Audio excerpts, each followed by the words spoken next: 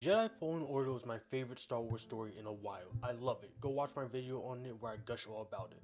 However, today we're going to do something a little different.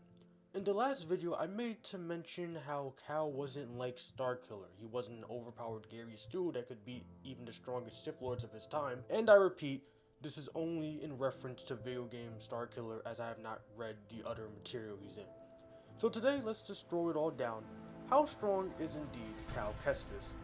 Before we start though, make sure you guys hit that like button and subscribe and press the notification bell icon. Alright, let's begin. Like in my Flumpty video, first we must know the inner struggles of a character before we stab them. Cal Kestis is a Jedi Padawan that survived Order 66. Though the damage done to him from blaming himself for his master's death has made Cal's connection to the Force damaged. Throughout the game, he slowly gains his powers back and is finally knighted as a Jedi Knight by Seer by the end of the game. So from this, we understand two things. Cal is not the same level of strength between the beginning of the game and the end of the game.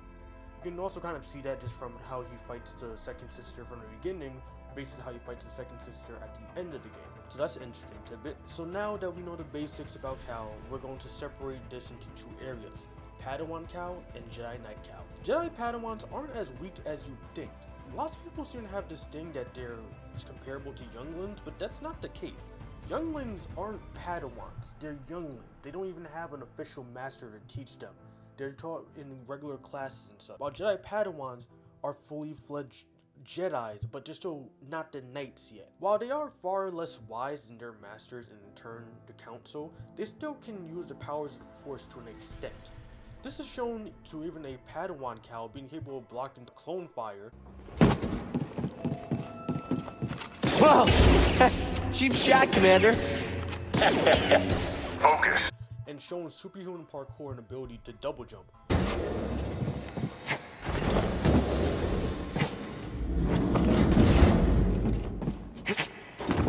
Good.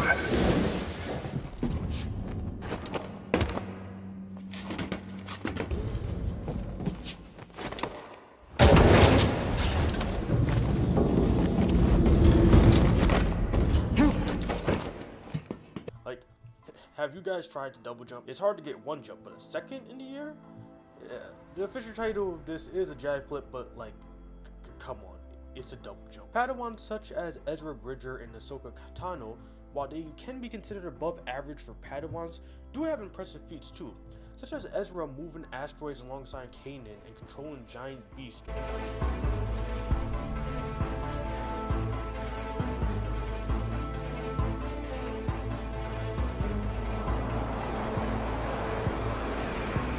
Ahsoka was shown to duel with the likes of General Grievous and Asajj Ventress. Though, I don't know if she could truly beat them in a prolonged fight or not. Not to mention, Grievous is kind of inconsistent between his 3D Clone Wars self and his 2D Clone Wars self. His 3D self is constantly shown to be a bumbling buffoon, while his 2D self was nearly killing a Jedi High Council member like Kai Adi Mundi. Sorry if I butchered your name. Wait, I need to be sorry? He got shot down, right? So who knows? Cal himself was, with his force powers, can momentarily put one in stasis, force push or pull someone, run on walls, and double jump. He can use all these four abilities though in large amount of ways, making him one of the more versatile Padawans we've seen on screen. Again, this is me saying this without reading the novels or the Legends continuity. Anyways, for where Cal Kestis would fall, I'd say he's definitely superior to Ezra Bridger. Though I can't say for sure with Ahsoka because there's no real way to answer that. I don't even truly understand how powerful Ahsoka can be. I would say Ahsoka would be superior to Ezra, I think. Ezra for most of the series though isn't even capable of fighting off Inquisitors by himself. He always needs help usually to do it. He can barely even blade duel with them. Cal could at least momentarily blade duel with the second sister before needing to be saved by Seer in their first encounter, and later on he even defeats the ninth sister. So he's definitely superior to Ezra, making him a above average Padawan himself. Though he is still inferior to the second sister and doesn't beat her until he gets full Jedi Knight status. Something also interesting to note about Padawan Cal, even though he is a Padawan, he seems to strongly resist the dark influences of the dark side, that even Jedi Masters can't. Cordova himself states that being on Dathomir was nearly making his mind slip. Cal, at worst, was only momentarily taken to the dark side by accidentally destroying his master's lightsaber. And even when Malicos tried to talk him into the dark side, Cal still refused. With all that said though, I would say Padawan Cal is definitely an above average Padawan, but let's go now into Jedi Knight Cal. Jedi Knight Cal is after Sierra officially does the ceremony for him. By this point, Cal's training is fully complete and he has all the Force abilities back.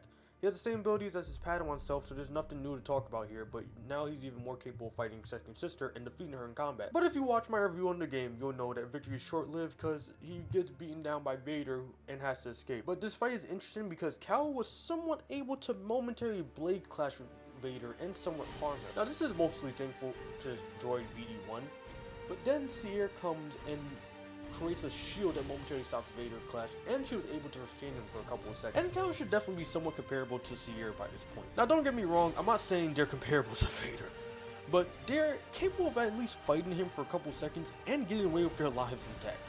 And no lost limbs at that, so you know, that alone is impressive.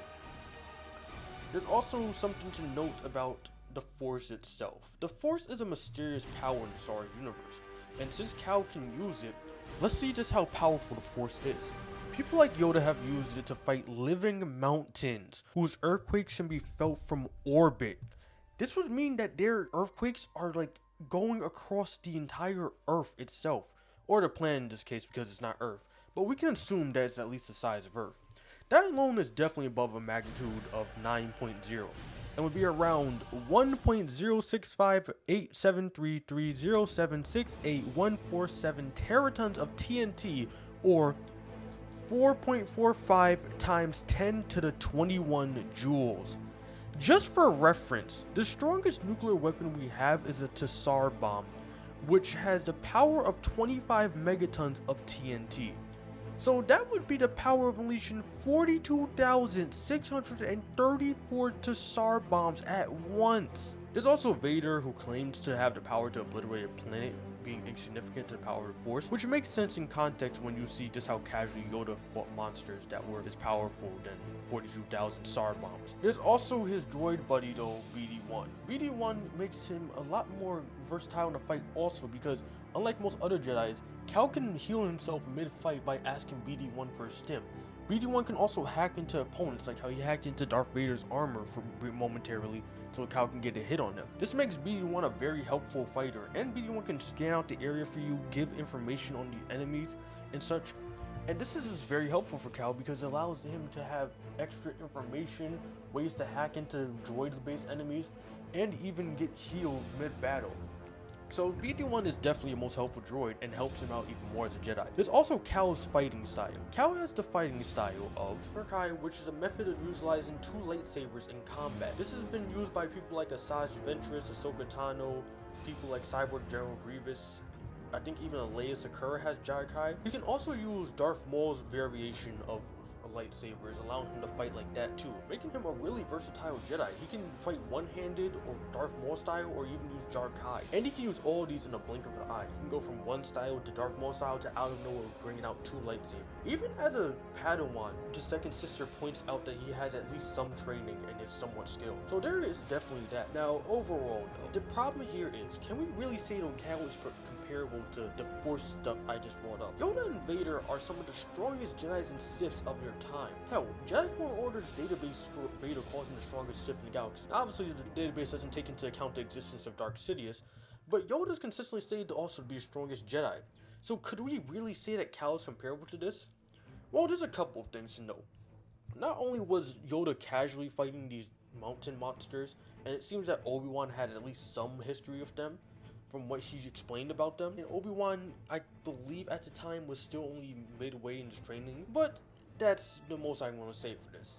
I'll let you guys decide on this one if Cal is truly comparable. Tell me in the comments below if you believe Cal could achieve this level of power with the Force, and tell me what your favorite part of Jedi Fallen Order was if you played it. And if you haven't, tell me who you think the strongest Jedi or Sith is in Star Wars. I'd love a further discussion.